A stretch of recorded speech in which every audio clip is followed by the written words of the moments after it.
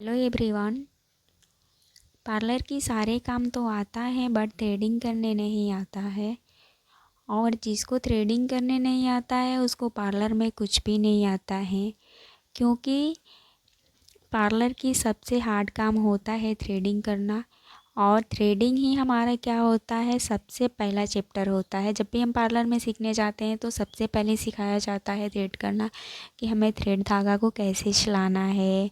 और बहुत छोटी छोटी बातें को आईब्रो बनाते समय हमें ध्यान रखना होता है, कि हमें धागा को किस डायरेक्शन में रखना है और कहाँ से हमें स्टार्ट करना है आईब्रो बनाने और कहाँ पर ले जा कर के एंड करना है, कितना शेप देना है, कैसे शेप देना है। इन सब छोटी छोटी बातों के हमें ध्यान रखना होता है आईब्रो बनाते समय।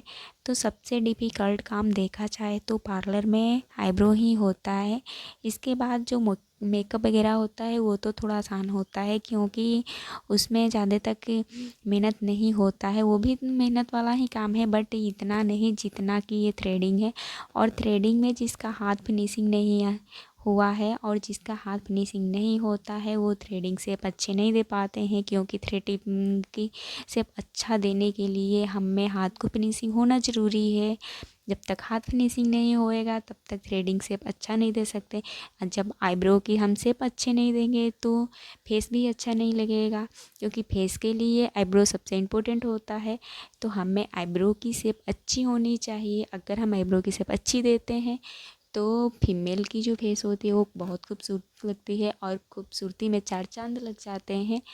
तो सबसे पहले हमें थ्रेड चलाने को देखना चाहिए कि हम थ्रेड कैसे चला रहे हैं, कहाँ चला रहे हैं, कैसे किस डायरेक्शन में, और थ्रेड को कैसे पकड़े हुए हैं। इन सब छोटी छोटी बातों को ध्यान रखना चाहिए।